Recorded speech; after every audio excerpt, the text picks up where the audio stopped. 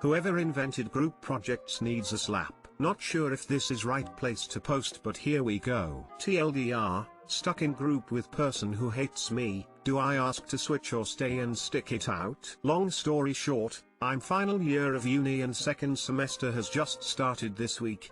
I, 22F, found out today I'm in a group project for the rest of semester. One particular person, 22F, in my group is my old roommate from 2 years ago, the same roommate who blocked me on Facebook 18 mths ago, and hasn't spoken a word to me without aggression or argument behind it in 2 years, because of some grudge she clearly had/has against me. The last 8 mths of living together, she accused me of causing tension in the house, but could not give me examples of anything I had actually done/said to give her this accusation, and proceeded to ignore me/pretend I wasn't standing 2 feet away from her. She would belittle me, talk down to me, was frequently rude and aggressive without reason behind me causing tension. Again, still no proof. If anything, the root of all problems became her, which evidently resulted in her blocking me. I don't know if anyone has been in a similar situation, but let me tell you, 6 mths of being ignored and feeling small affects you. I thought all was good, I would never have to deal with her again till I found out the group project news this morning, and it has instantly affected me. I had a shower and then lay in bed for the next 4 hours doing nothing but worrying over this. I know if I stay in the group, she will have a major effect on my mental and emotional well-being,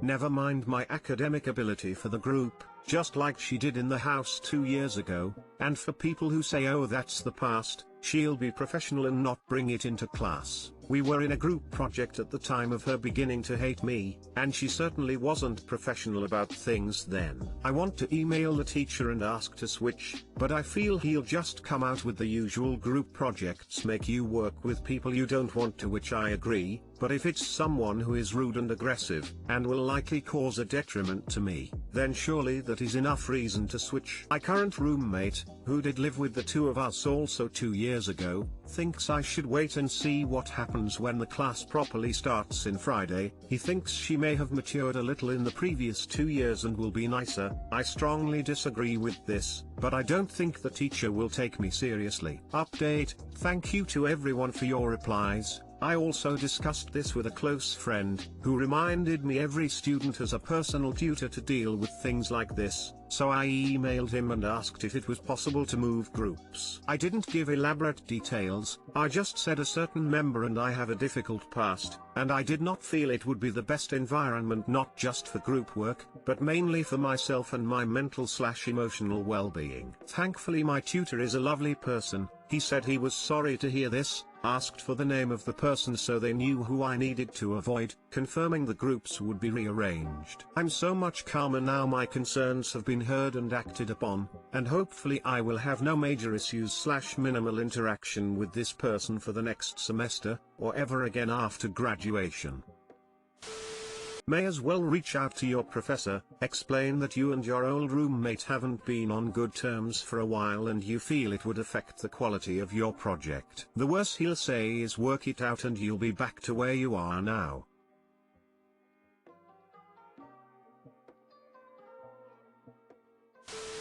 Definitely email him. Although the group projects teaches you to work with folks you don't necessarily agree with/in real life you'll have to do this etc. Thing is true to a degree, he must understand that to a certain point it's bullshit. If this person has clearly showed she hates you, then why would you ever want to work with them? I agree with it too, it's half the idea behind group projects, but I agree with what you say too. If this was a normal working environment, I'd be heading straight to my boss to switch, but in uni they never care and say work it out yourself.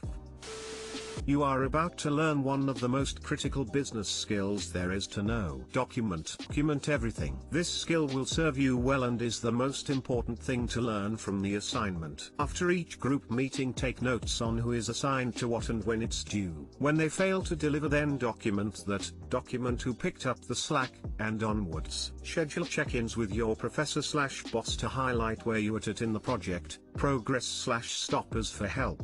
and highlight concerns as backed up by your documentation. If they fail to do their part, the goal is for you and the performers to end up with an A and the dud ending up with a F. If they cause drama, you get to practice the time-honored skill of telling them to focus on the work, or GTFO.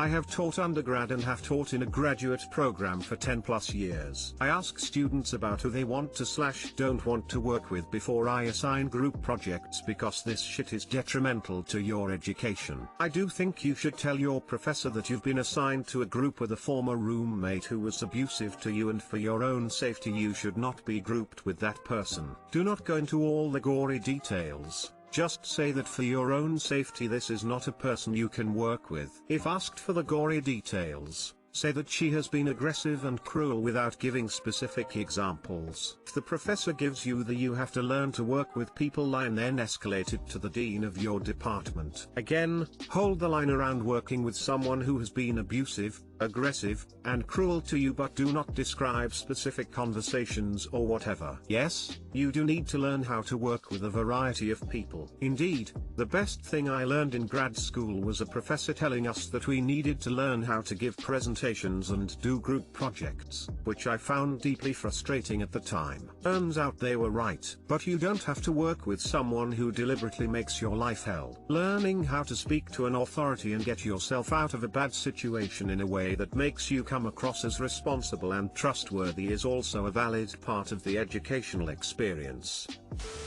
I've taught college classes before. I say ask to switch. I couldn't have cared less if my students wanted to switch groups during group projects. Just wanted them to do the project. He may be one of the blah blah "you can't always pick who you work with, blah work it out blah blah" types, but can't hurt to ask.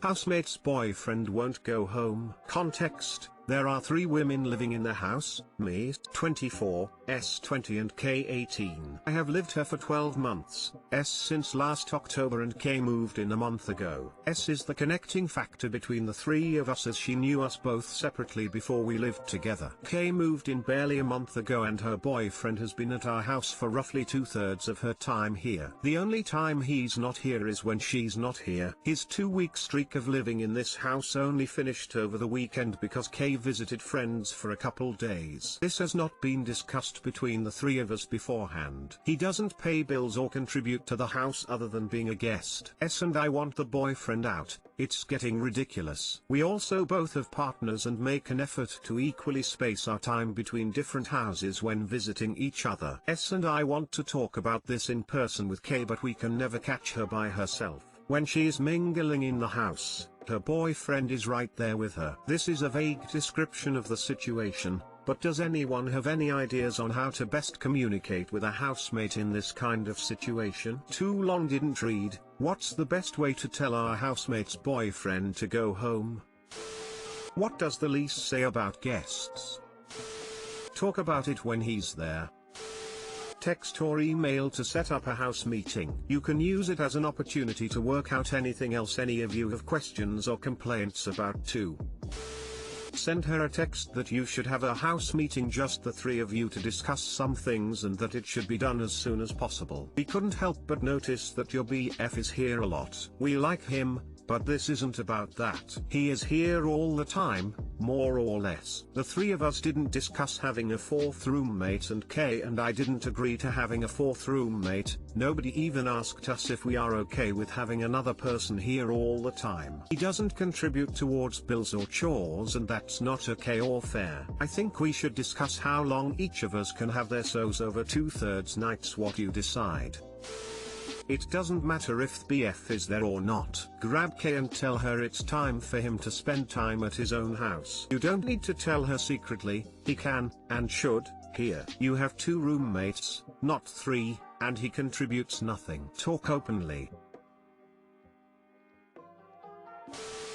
My BF, 28, has qualms about my, 28, ability to be a good mother based on how I act around his dog. My partner and I have been together for almost 6 years. 3 years ago, shortly after we moved in together, we adopted a stray kitten. I have grown dear affection for our cat, but it certainly took much longer for me than it did for him. He grew up with pets, dogs, cats, ferret, while my pet history is limited to a short stunt with a fish aquarium. Since moving in together, he has brought up wanting to adopt a dog multiple times, but due to financial circumstances and a high demanding job, he has a 9 to 5 with a busy fiscal year end. I work in public accounting, which requires incredibly long hours from Jan through April. We amicably agreed to hold off. I should also mention that I've always been skeptical about dog ownership. I don't dislike them and quite look forward to the idea of having a dog, way in the future, as in when there are kids, house, and a stable job. But currently, I don't have the desire to bear the responsibility of dog ownership. They require work and dedication. Anyways, fast forward to quarantine last year, and the subject came up again with a vengeance. Finally, we came to a compromise and he adopted a dog. I say he because we agreed that he would be the sole caretaker and would provide financially for all of the dog's needs, since I was still against having one. Let's call the dog Bud. Over the last few months, we've both had to adapt. I can be pretty anal about cleanliness, and dogs smell. We've had semi-arguments about my absolute refusal to have the Bud sleep in our bed and now apparently, how I treat Bud. He has said that I could be nicer, which always leaves me flabbergasted. I don't abuse Bud and I do enjoy his company, but most times, I simply tolerate him. I'm not super affectionate and I rarely puppy talk with him. I also don't drop all my stuff to greet him when he comes to the door and climbs all over me. It's just not a natural reaction for me. I also have much less patience with the incessant whining. But my BF pretty much just says he's just hungry or he needs to poop, etc. This has overall amounted to him coming to the conclusion that I'm mean to Bud. I feel like I'm doing pretty well, growing up as an Asian immigrant, from a background where dogs are just not viewed in the same way as they are here. Please no comments about dog eating, etc. I simply mean that we see dogs as animals, even when they're pets, not as fur babies to be kissed and coddled. I join on the walks and sometimes take him myself. I feed him when my BF can't. I enjoy playing with him from time to time. I hand knitted a sweater for Christmas. I can definitely do more and I agree with my BF's view that while I stubbornly stand by the fact that Bud is his dog and his responsibility, that it makes my BF happy when I engage more with Bud. I've come to accept our differences in pet ownership. He practically worships Bud, always buying toys, refuses to buy average dry dog food but instead feeds him my farmer's dog, which is a natural frozen dog food subscription service, shows endless affection. I must admit, sometimes I even feel a childish jealousy of Bud,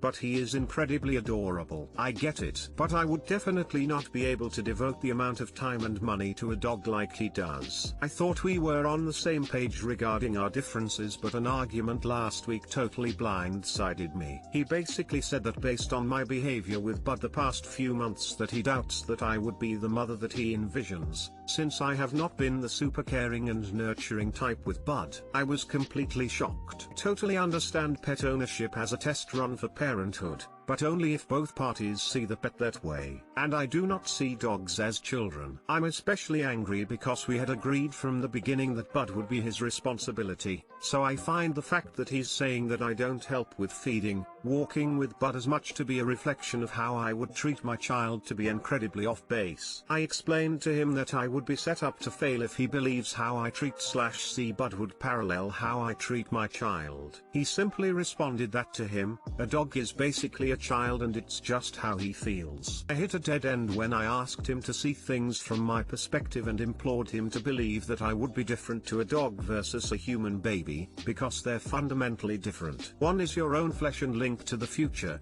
a human being that inspires us to work harder so that they can have a better future, while the other is a furry companion, that you can love and indulge for sure, but they're not your child! Exclamation mark. Am I missing something? Really need some support/advice. TL/doctor, difference in perspective of pet ownership with my BF and feeling hurt that my BF doubts that would be a good mother because I'm not super affectionate and caring with his dog even though we had agreed that it would be his sole responsibility. Need advice.